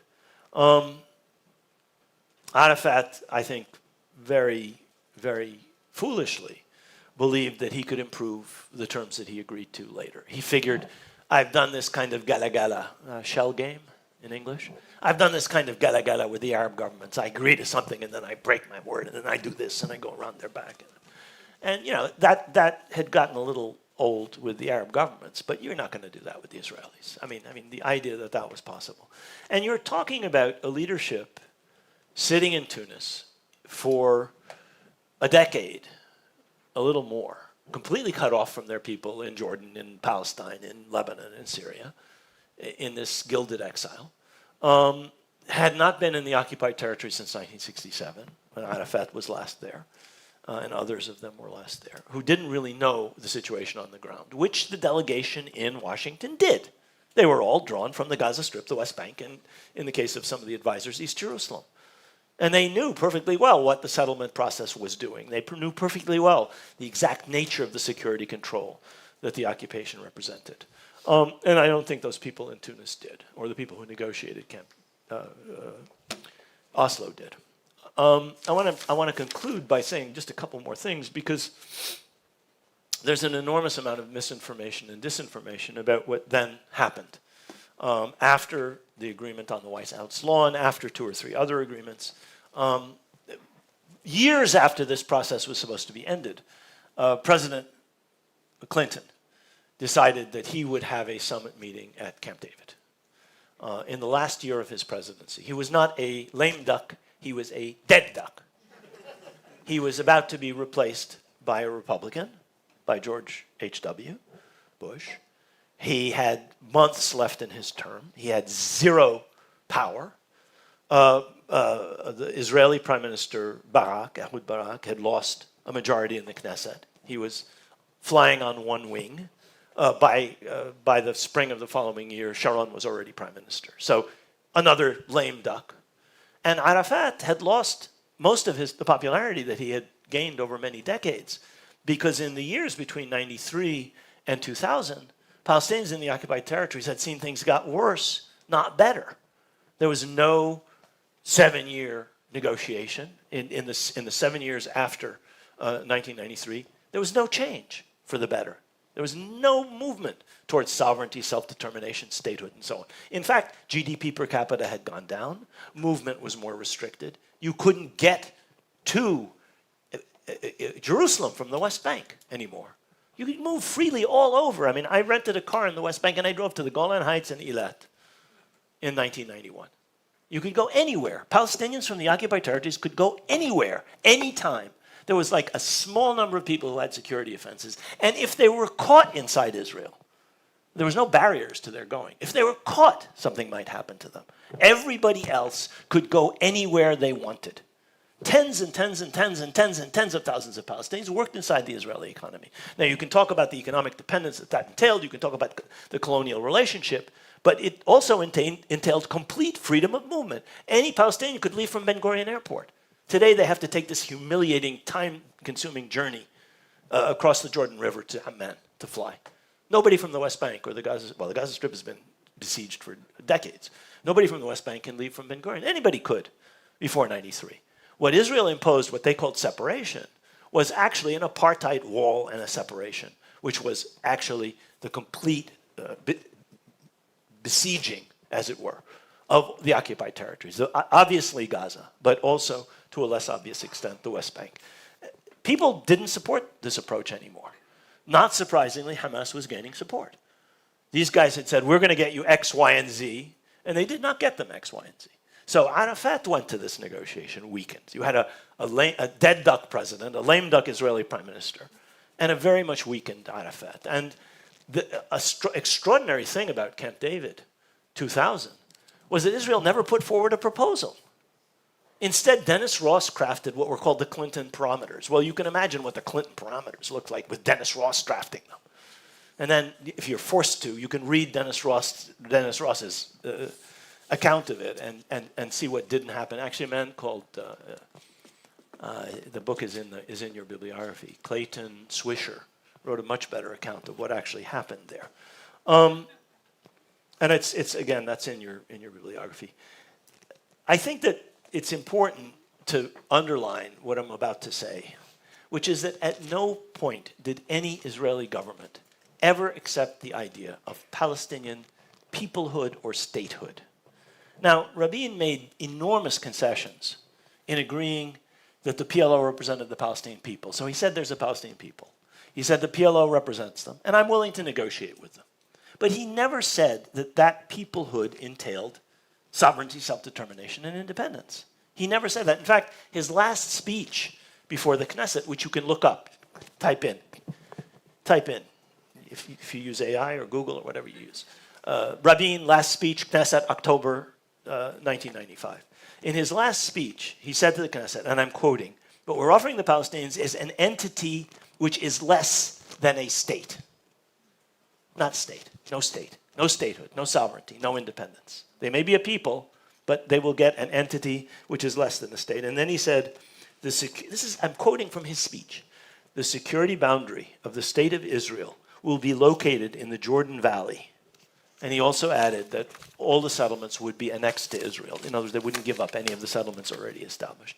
No Israeli leader has ever gone farther than this. And Rabin was assassinated 1 month later after giving this speech. This was his last speech in the Israeli Knesset for going this far. Okay? A warning, in other words. You went this far, and this is what you get.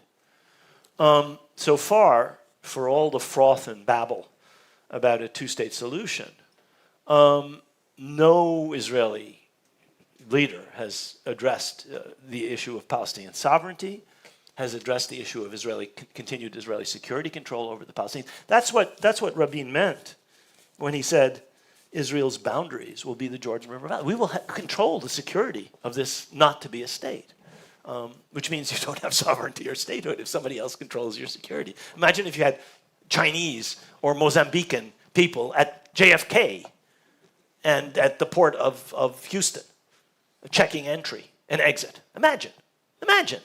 That's what he was proposing. And that's not statehood. That's not sovereignty.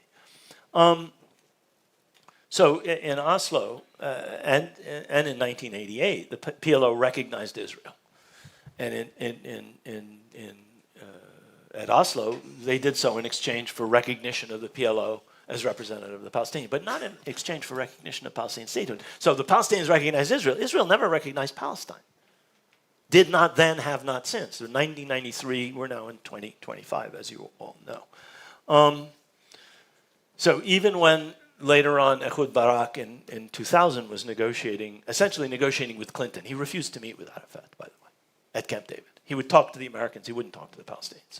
Or later on, when Ehud Olmert was prime minister from 2006 to 2009, and he negotiated with the Palestinians, and he made certain concessions. They never went beyond essentially what Begin said at Camp David in 1978. No sovereignty, self-government, self-rule, whatever you want to call it, autonomy. So where the Palestinians are concerned, the so-called peace process has been mainly process, but has produced, as we noticed over the past 2 years of genocide, no peace. It did, to its enormous credit, produce distinguished diplomatic careers for the peace processors. People like Ross and Kurtzer and Indyk and many, many others who essentially have acted as attorneys for Israel, rather than as representatives of, say, an American national interest or as disinterested mediators. The book that I wrote, Brokers of Deceit, I think sums it up. These people were dishonest brokers. Thank you very much. Questions?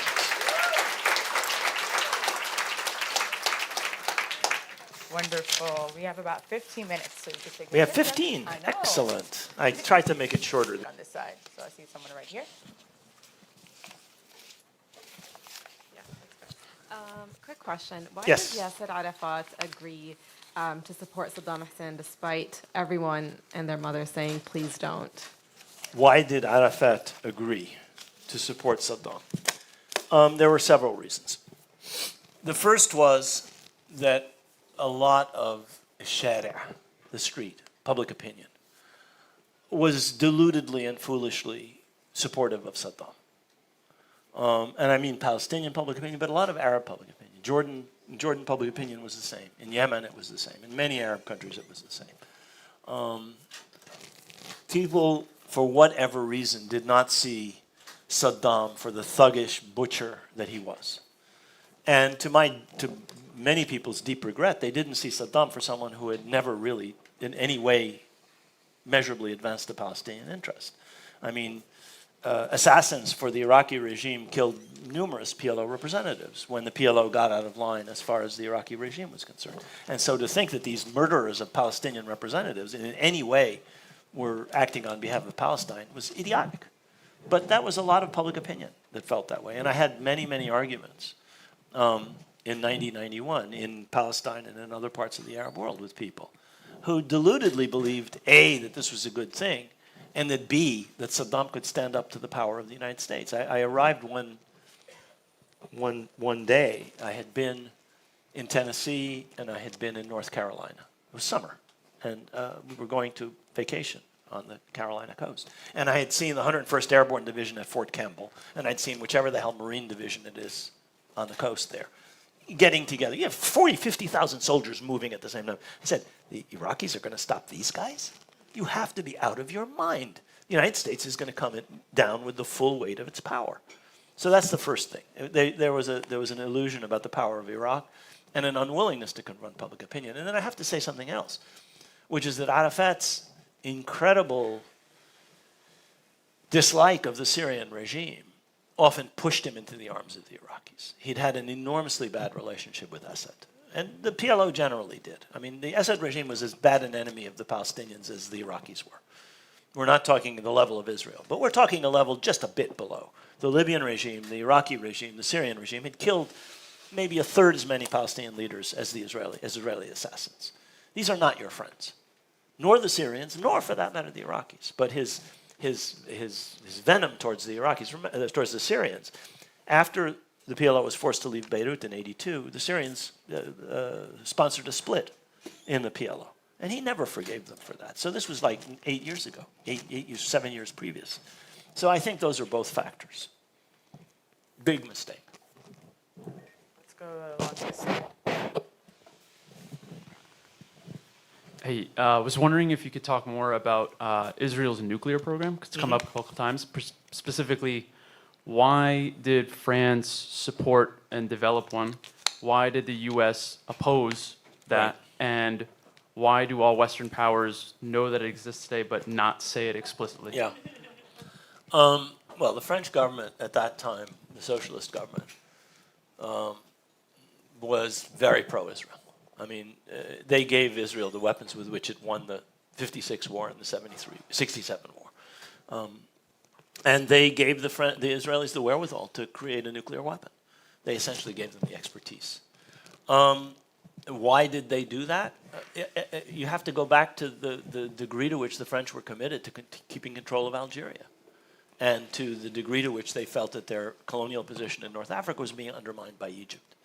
So the enemy of my enemy is my friend. Israel becomes a French ally in opposing the progressive and nationalist regimes in the region. That's why. The only president who really tried to stop them was Kennedy. And he failed, as I said. He saw the danger in it. Unfortunately, Johnson was simply, Johnson I don't think understood these things. I mean, he was a very smart man, but I don't think his diplomatic or his global knowledge was very vast. And I don't think he saw the dangers of it. He was also enormously pro-Israel. I mean, according to many accounts, his mistress was an Israeli influencer, let's put it that way. She was in the White House the night that the June War started, a guest in the White House. And your question about why nobody says anything about it. Well, I mean, did they say anything about anything Israel does or says? I mean, has anybody refuted human shields of any Western government? Has anybody refuted the now completely debunked story of command posts under hospitals? I mean, Shifa hospitals had people in it from the outside, doctors, for months after these lying, stupid allegations were made, repeated by the Biden administration ad nauseum. Nobody's retracted that and said, no, Israel had absolutely no justification for destroying or bombing or emptying that hospital. They never go back on those things. And there's almost nothing Israel has said, even though they know they are lying through their teeth, which they will contradict. And so Israel won't talk about its nuclear program, so they're stumm. It's in keeping with the degree to which Israel dictates the agenda on so many of these issues. Now, where the Israelis try and mess around over an issue that is of vital importance, like Iran, the United States will not put up with that, and will immediately. The president and his people have been undermining every Israeli statement about what happened in the last 4 days. No, this was not Hamas. No, it'll take much more time than the Israelis are demanding for the remaining bodies to be. No, I mean, when they want to, they blow them off and make them out to be the liars that they are most of the time. But on this issue, no. I think let's take one on this side, then we'll move over left. Yeah, thank you. Yeah, since the 70s, through the CIA, but also through the Saudis, the U.S. has been trying to spread fundamentalist Islam throughout the Middle East. We have part of the Afghan Mujahideen. And I just wonder, how does that connect with the rise of Hamas in particular? Yeah. Well, there's a wonderful book called A Mosque in Munich by a journalist, very good journalist, in which he traces the anti-Soviet activities of the CIA in recruiting Muslims from parts of the Soviet Union who had been prisoners of war and were recruited by the Nazis, and who fled to West Germany after the war because they would have been executed by the Soviet Union had they been captured or handed over, and whom the CIA station in Munich employed and used to do exactly what you're saying, spread fundamentalism. And in particular, after Faisal took over Saudi Arabia and weaponized Islam as a weapon against Arab nationalism and Arab radicalism and progressivism and so on and so forth, the United States was right in the middle of that. And that's where you get the connections to the Brotherhood. That's where you get connections to the people who later on become the Taliban in Afghanistan and various Mujahideen groups, which in fact are sent to Afghanistan to fight alongside the Afghans who really didn't need the help against the Soviet Union in Afghanistan. Now, the extent to which this extends to Hamas, it certainly is the case. I mean, you have Israelis who have talked about this. I could have given you a wonderful piece by a Reuters reporter on the early links between the Israeli intelligence services, and the roots of the people who become Hamas, and early on after Hamas is established. At which point the Israeli intelligence community, I love that term, the intelligence community, a bunch of people eating, brown rice with spoons out of a big pot.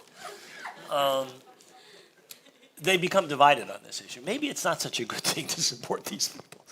But that trend has continued in Israel.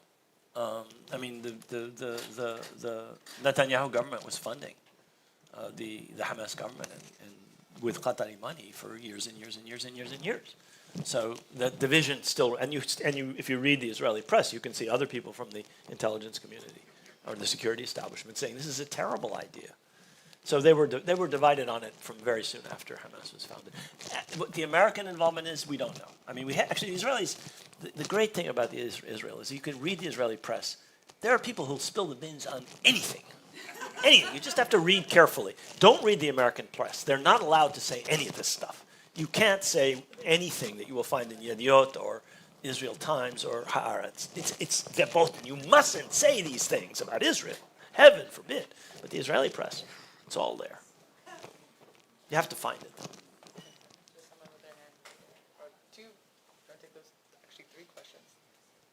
I'll take two at a time. How about two quickies and I'll do them together. I'll answer them together. Thank you so much, Professor. I had two questions, so I might be stealing time, but they're short. The first, I'm really curious, especially because of this U.S.-Soviet power dynamic that was prominent in the Cold War. Analogizing, but going out, what role do you see China playing right now in this conflict? Because I find it hard to believe that they don't have one.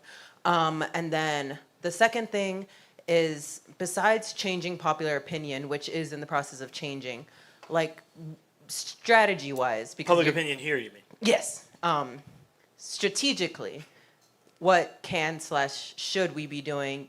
Yes, in your opinion, but you're also an expert on this situation and on the strategy that comes into play. So what is the most effective, in your opinion, strategy for Americans of conscience to take on moving forward? Those are two really easy questions. Thank you.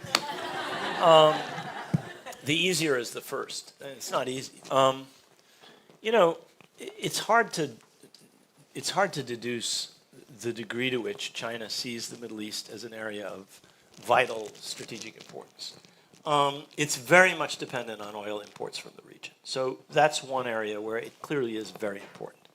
And the Middle East fits into this Belt and Road Initiative for that reason, where they're building ports and railways and so on to access both Central Asia but also the Middle East. So it's clear that there's a very important economic interest, not only in the Middle East, but in North Africa and other parts of Africa and Latin America as well. I question the degree to which China believes that it can or should exert hard power outside of its immediate region. I mean, I've been a historian. I'm not a historian of China. I've been obliged to teach East Asian history because I was the most junior member of a department where nobody wanted to teach it. But I don't know anything about the subject, except what I was forced to read to teach a course, and my interest in the subject, obviously.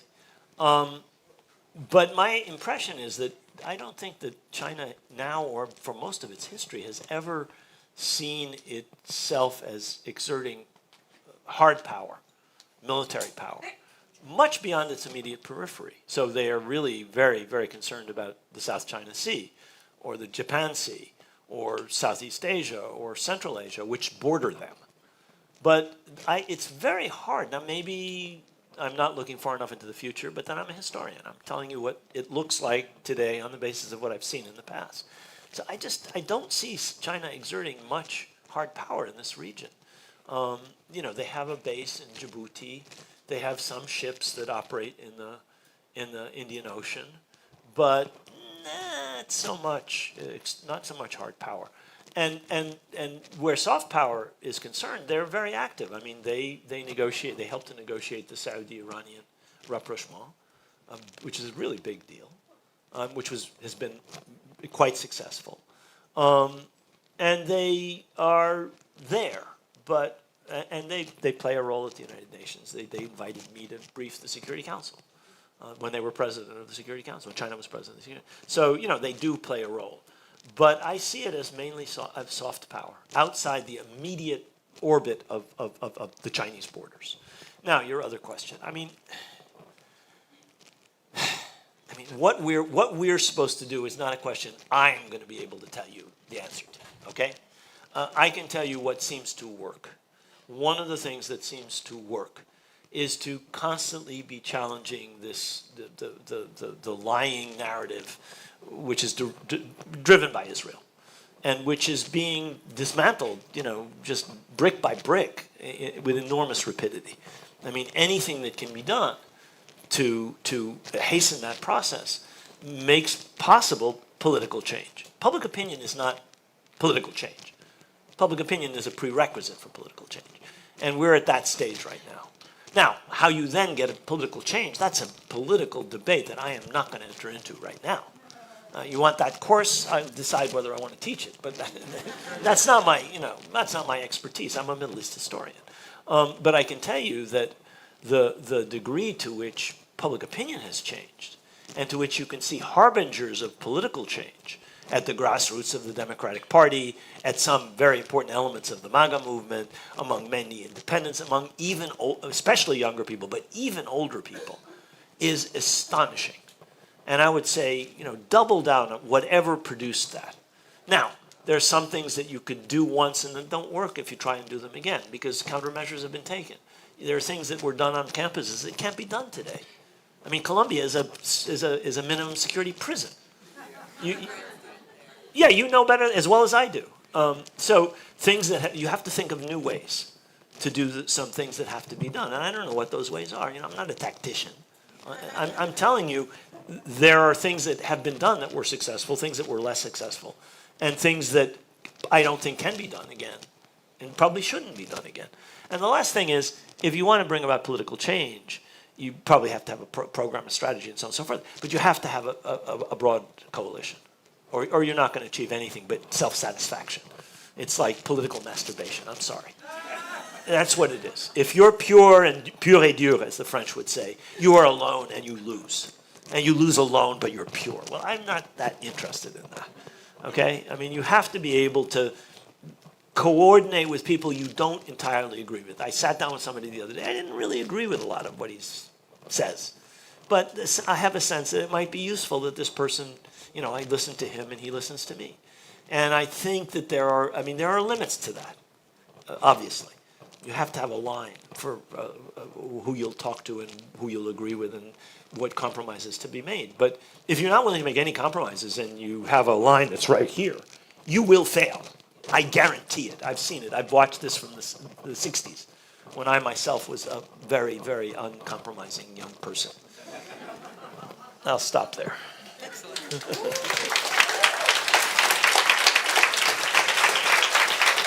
So she got 2 questions. You got the only 2 questions from this side. Sorry about that. Thanks, everybody.